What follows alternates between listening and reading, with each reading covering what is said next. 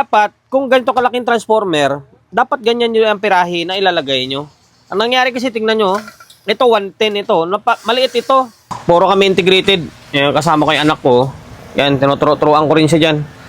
DB audio naman sa kanya, kakatapos lang magpalit ng control. Ngayon, may problema dito sa may min amp. DB audio pa naman to. Kaya dito sa loob yung mga parts niyan Kailangan dyan is kalasin yung heatsink para matingnan kung may kalawang sa loob. Ngayon, ito naman yung akin. Miyanya, kulit ng brand nyo. Miyanya na, ito 110 to guys. Nung dinala rito sa atin, naka-convert na ng 220. Ayan siya naka-convert na 220. Ang problema ay, kung tinitesting ko, mamatay-matay yung relay. Ito guys, kapag mag-convert kayo ng 110, hindi naman totally convert tawag dito Nilagyan lang ng transformer sa loob. Kumbaga, naka-built-in. Ngayon, dapat, kung ganito kalaking transformer, dapat ganyan yung amperahe na ilalagay nyo.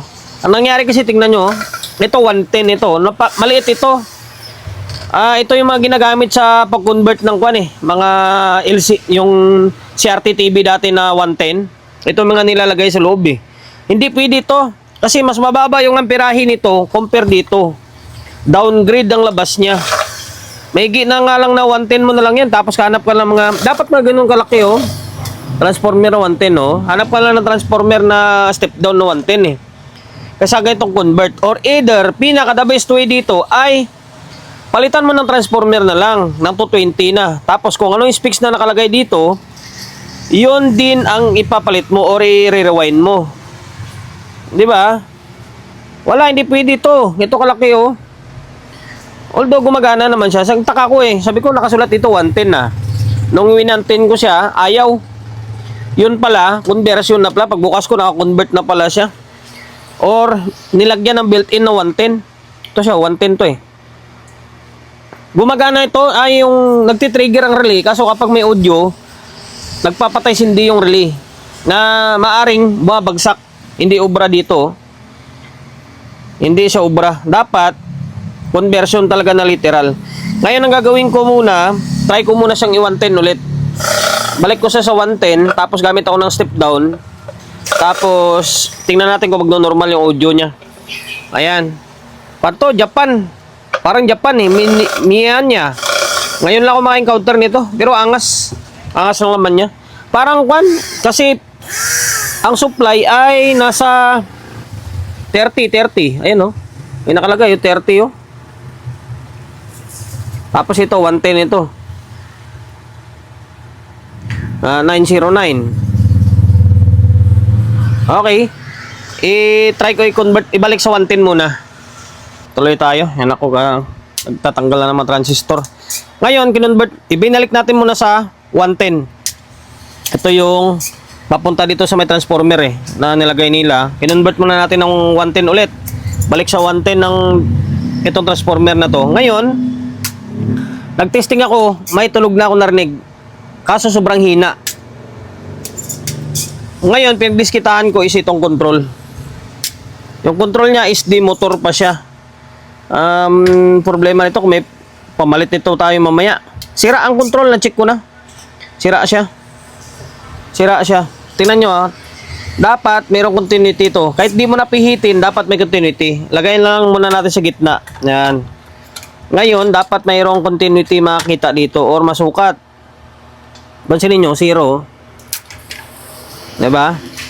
Sa taas, ganun din, 0. Ibig sabihin, wala nang resistance. Ito sa ground naman, okay, meron naman, konting-konti, Halos wala na nga Yan. Tingin ko, siraing mga control. Maaring siraing mga control din. Tingnan mo yung mga parts ng Japan ba may gawa nito? Ano bang bansa to? Nangingitim siya, hindi siya kinakalawang. Okay? Yan lang muna. Ito, naka-pan pa nga siya. Buhay natin, pansinin nyo. Naka 110 yan, transformer natin, Ngayon, palitan ko muna ng control. Diskartehan ko muna to. Master volume lang naman to, yung mayroong loudness. Ang problema kung paano siya i-connect doon sa may motor. Pero kahit di na siguro paganahin yung motor niyan. Tinanggal ko na yung yung demotor. Parang 737 siya pero Hindi, yung concert na 602R. Yung may remote, ganito yung control niya. Ngayon, para matanggal mo to, bibiyakin mo rin ito. Bibiyakin mo to. Para matanggal mo lang ito. Na kahit wala naman to, okay lang naman eh.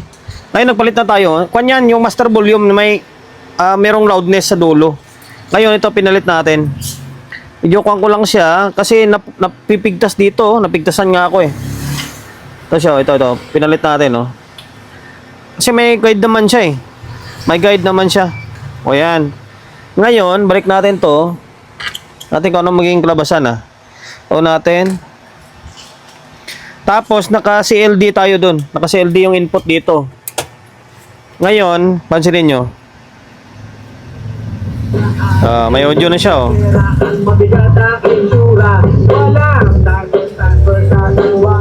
Diba? May audio na.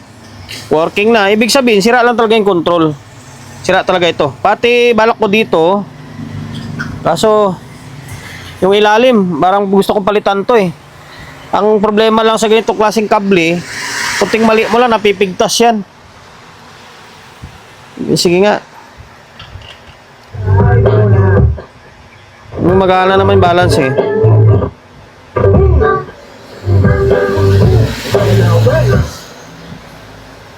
Baka palitin talaga. Palitan ko na siguro lahat to para wala na masabi si bossing. Dito na ng pagre-repair natin sa mga integrated na to. Ito, balikan na lang natin to. Unahin muna natin to. Ayan, pinalitan ko lahat ng control. Bago lahat ng control, oh. Ito yung mga control nyo. Pinalitan natin lahat. 1, 2, 3, 4, 5, 6, 7, 8, 9, 10. 11, yung master, pang 11 yung master volume. Tapos yung mic section, balak ko rin palitan ito. Balak kong palitan yan. Baka ginagamit ni bossing lahat yan eh. Okay? Napalitan ko na ito. Baka sabihin nyo hindi pa napalitan. Bali 1, 2, 3, 4, 5, 6, 7. 7 mono. Puro mono itong okay, saan ba ito? Parang mic section niya ito. Sa may mic section ito eh. Tapos ito yung pinaka-tone control niya. Mid, bass, tapos balance. Tapos ito master volume. Mic volume, pinaka-master niya. Okay? Yan lang.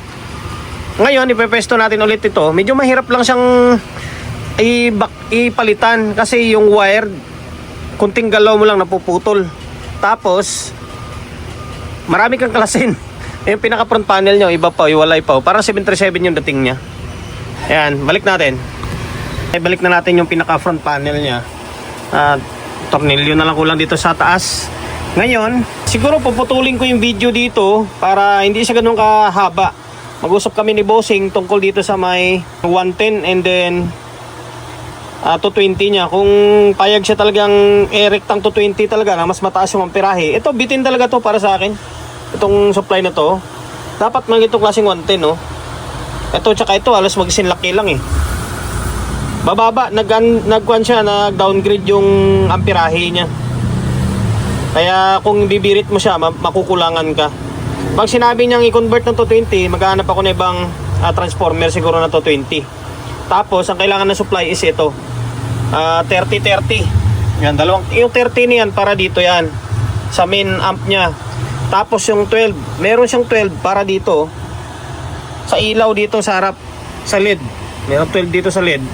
Tapos, 909. Yung 909, parang dito. Dito yan, oh. Dito yan, dito. Sa isang may maliit pa siyang transformer eh. Although yung transformer na maliit na yan, naka-1 pa rin siya. Naka 110 pa rin kahit yung maliit na transformer na yan, oh. Naka 110 pa rin siya. Mas maganda siguro mag-rewind na lang sa, alam ko, di rin kasya yung turoy dito eh. Although kasya siguro yung turoy dito, kapal ng kanya, oh. Pinaka the best way dito gawin ni bossing ay bilhan na lang ng adapter ng step down na transformer na ganito kalaki na lang, oh. Pwede naman kung ito 20, papalitan talaga siya ng transformer na yung pasok sa 220 na sakma dito. Tapos yung mga voltahe na kailangan. Yan nga, yung 30, 030. Yan, oh. 030, 30, 12. yung 110 na to, mawawala yan. Tapos 909. Yung 909, alam ko dito yan. Ngayon, may nakakabit na speaker yan, dalawa. Ngayon, on natin ulit. Pag standby siya, ganyan lang siya. Naka-standby na yan. Ngayon, kapag i-on mo, ganito siya. Yan, kailangan lumabas yung Miyani. Nakulang na, wala na yung liter. Nakulang na yun, Miyani na lang siya. Ngayon, may yung cellphone natin, nakakabit yan. Pansinin nyo. Ang maganda tumunog. Sulit tumunog. Yan o. Diba? Isang channel. Isa. Dalawa. Okay, makaperate tayo. Pati yung mic nito, tinisting ko na. Working na rin. Yung mga control lang ang nasira. Ito. Sa dami ng control pa naman eh. 1, 2, 3. 1, 2, 3, 4, 5, 6, 7, 8, 9, 10, 11, 12. Pinalitan ko pati itong mic volume. Ang problema, yung motor niya nawala na. Tinanggal ko na yung motor. Yan, tinanggal natin yung motor niya. Wala na. Okay lang naman, kahit manual lang naman. Importante, gumaan na siya. Kasi ito, naka-fix yung yung motor.